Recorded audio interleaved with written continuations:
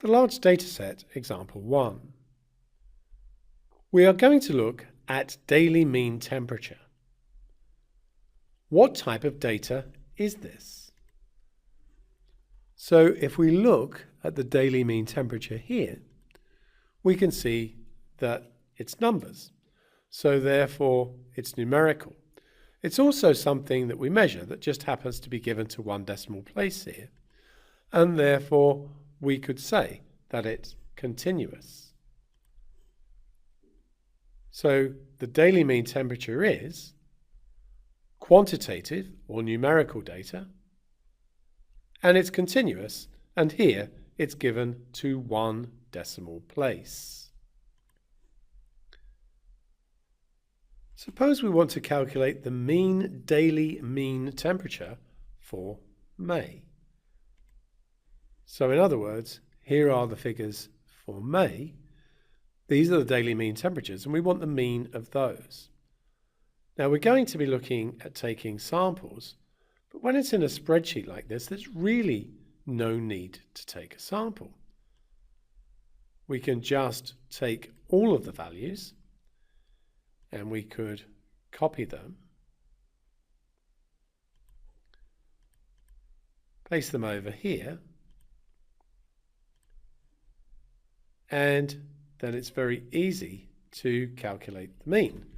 We just do equals average, and we select all those data values above,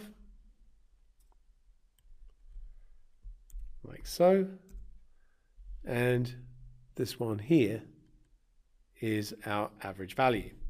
So maybe we could draw a little box around that. And that's our mean, 11.6. But you're really going to be taking samples from here. So what we could do is take samples from the May data. We can see there's 31 days in May. So what I'm going to do is generate some random numbers, and I'm just going to generate them on my calculator. You might use tables and all sorts of different things that you might do. So if we do just a random number, it ends up being a number between 0 and 1.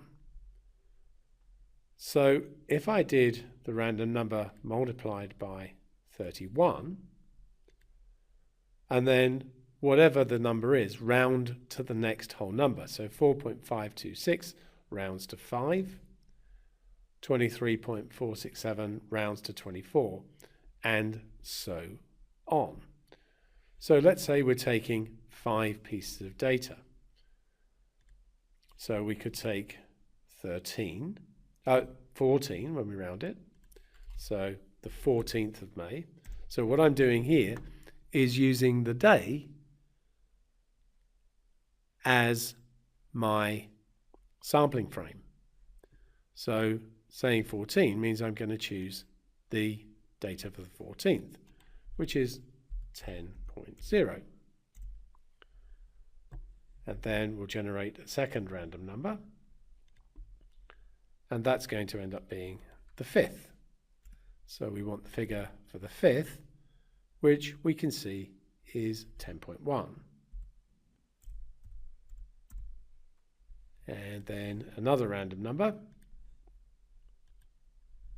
and that's 24 when we round it. So we take the data for the 24th.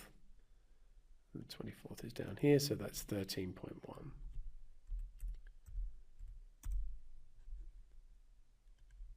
And repeat the process. So that would be the 15th. And the 15th is 9.5. And finally, that's the 30th. So we take the data for the 30th.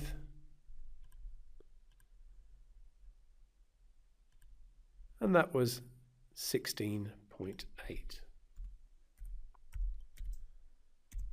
And then we could take the average of that data. So equals average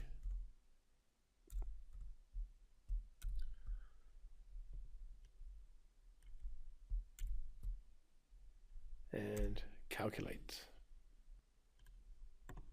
And we'll probably use this data in the next example that we do. So, suppose we want to calculate the mean daily mean temperature for the 6-month period from May to October. Well, once again, when it's on a spreadsheet, we could just literally go to the bottom here and not do a sample at all, but do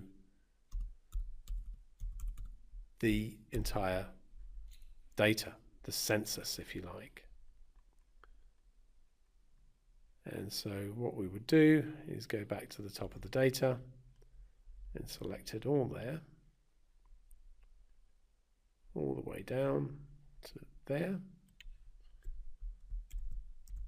And that gives us the average for all of it. But in all likelihood, you're going to be doing a sample.